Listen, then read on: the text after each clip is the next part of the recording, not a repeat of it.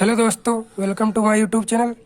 आज हम बात करने वाले हैं फिजिक्स का सबसे महत्वपूर्ण टॉपिक जो हर साल आपके बोर्ड एग्जाम में पूछा जाता है। ये है आपका ओम का नियम। ये देखिए, आपके बोर्ड एग्जाम में 3 तरीके से पूछा जा सकता है।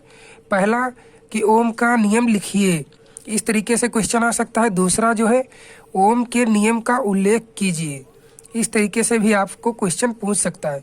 और तीसरा जो है ओम के नियम को परिभाषित कीजिए। ये 3 तरीके हैं जो आपके बोर्ड एग्जाम में पूछे जा सकते हैं। ओम का नियम लिखने के तरीके कि ओम का नियम लिखिए, या ओम का नियम का उल्लेख कीजिए, या ओम के नियम को परिभाषित कीजिए। तो आपको एक ही आंसर लिखना है, ओम का नियम। तो अगर अभी तक वीडियो को लाइक नहीं किया है तो लाइक कर दीजिए, और चैनल पर नए हैं तो सब्सक्राइब कर दीजिए। तो चलिए वीडियो को शुरू करते हैं। देखिए, ओम का नियम जो बहुत ही महत्वपूर्ण टॉपिक है, ये फिजिक्स का मान लीजिए सबसे इम्पोर्टेंट टॉपिक है। तो इसको पढ़ना आपके लिए बहुत ज़रूरी है, क्योंकि जो है ओम का नियम जब हर साल पूछा जाता है तो 2022 में भी ये आपका पूछा ही जाएगा। और मैं आपको इसको अच्छे तरीके से समझा दूंगा इस वीडियो में, तो वीडियो को लास्ट तक जरूर देखना। तो चलिए वीडियो को स्टार्ट करते हैं। देखिए, ओम का नियम कहते किसे हैं। पहले देखिए, यदि किसी चालक किसे कहते हैं, जिसमें विद्युत धारा प्रवाहित हो सके, यानी कि विद्युत धारा यहाँ पर फ्लो हो सके। जब विद्युत धारा जिसमें प्रवाहित होती है उसे चालक कहते हैं। चालक की भौतिक अवस्था, यदि किसी चालक की भौतिक अवस्था विशेषता ताप और दाब, जो ताप होता है यानी कि टेम्परेचर, और दाब में कोई परिवर्तन ना हो, यानी परिवर्तन माने चेंजिंग, एनी चेंजिंग ना हो, कोई भी परिवर्तन ना हो, ताप और दाब में कोई भी परिवर्तन ना हो, तो उसमें बहने वाली विद्युत धारा क्या है? इलेक्ट्रॉनों का प्रवाह। जो इलेक्ट्रॉनों का प्रवाह होता है उसे ही विद्युत धारा कहते हैं। तो विद्युत धारा जो होती है वो सिरों पर लगाए गए विभवांतर। अब ये विभवांतर क्या है? विभवांतर ये है 2 विभवों के बीच का अंतर को विभवांतर कहते हैं। तो धारा सिरों पर लगाए गए विभवांतर के अनुक्रमानुपाती होती है। अब इसको हम अनुक्रमानुपाती को समझते हैं। अनुक्रमानुपाती यानी कि जैसे कि कोई भी चीज़ बढ़ेगी तो दूसरी जो डिपेंड होगी वो भी बढ़ेगी।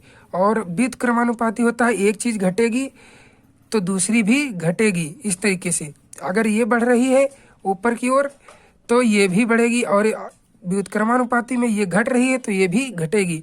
तो अनुक्रमानुपाती होती है, यानी कि जो है ताप और दाब में कोई परिवर्तन नहीं होता है, तो उसमें जो बहने वाली धारा होती है वो सिरों पर लगाए गए विभवांतर के अनुक्रमानुपाती होती है।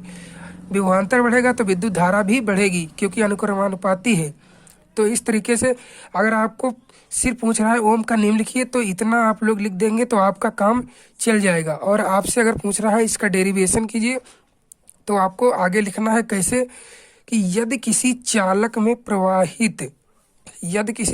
प्रवाहित विद्युत धारा भी मैंने आपको बताया है, विद्युत धारा आई को प्रदर्शित करते हैं, आई से इसको प्रदर्शित करते हैं, यानी कि एम्पियर, तथा उसके सिरों पर उत्पन्न विभवांतर वी हो। यदि किसी चालक में प्रवाहित धारा आई है तथा उसके सिरों पर जो उत्पन्न विभवांतर है वो वी से प्रदर्शित हम कर रहे हैं। यहाँ पर जो विभवांतर वी है हमारा, तो ये क्या बनेगा?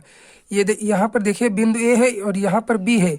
ये जो है विभवांतर है, यहाँ पर विभवांतर दर्शाया गया है। और इस तरीके से जो हमारी विभवांतर है वो सीधे अनुक्रमानुपाती है विद्युत धारा के, क्योंकि विद्युत धारा अनुक्रमानुपाती है विभवांतर के। तो यहाँ पर जो विभवांतर अनुक्रमानुपाती है आई, तो इसको हम जब विद्युत धारा अनुक्रमानुपाती है आई के यहाँ पर, और यहाँ पर विद्युत धारा बराबर अगर हम निकालेंगे तो यहाँ से निकल सकता है। यहाँ पर पहले विभवांतर बराबर हो जाएगा आर क्या है? आर एक समानुपाती नियतांक है। अब इसका अगर हम आई बराबर निकालें यहाँ से, आई बराबर, तो आई बराबर क्या हो जाएगा? V/R। यहाँ से आई का मान निकाल सकते हैं, और इसका जो मात्रक होगा वो होगा एम्पियर।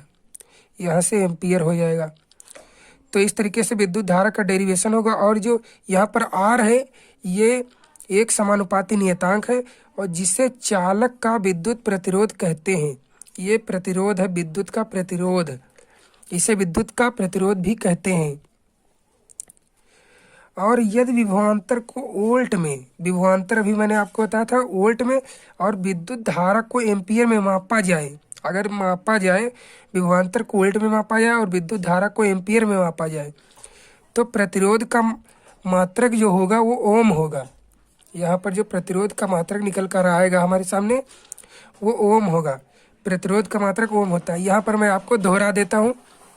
यहाँ पर जो सबसे पहले क्वेश्चन आपसे पूछेगा किस तरीके से कि ओम का नियम लिखिए, या ओम का नियम का उल्लेख कीजिए, या ओम के नियम को परिभाषित कीजिए।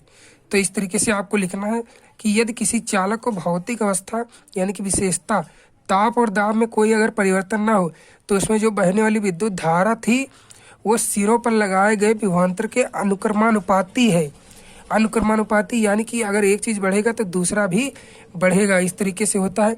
और यदि किसी चालक में प्रवाहित विद्युत धारा यानी कि आई, और इसमें सिरों पर उत्पन्न विभवांतर V है, तो इस तरीके से आपका डेरिवेशन होगा।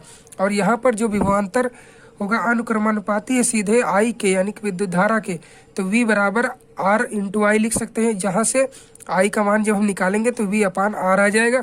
और ये विद्युत धारा का मात्रक है एम्पियर। और यहाँ पर जो R है वो समानुपाती नियतांक है, जिसे चालक का विद्युत प्रतिरोध कहते हैं। ये R जो है ये विद्युत प्रतिरोध है। और यदि विभवांतर को वोल्ट में मापा जाए, विभवांतर जो V है इसको वोल्ट में मापा जाए और विद्युत धारा को एम्पियर में मापा जाए, तो यहाँ पर जो प्रतिरोध का मात्रक, प्रतिरोध यानी कि R का मात्रक जो निकलेगा वो ओम होगा। यही ओम का नियम है। इस तरीके से आपको सिद्ध कर देना है और आपको बोर्ड एग्जाम में फुल मार्क्स मिल जाएगा। और अगर वीडियो पसंद आया तो like share subscribe. Thank you.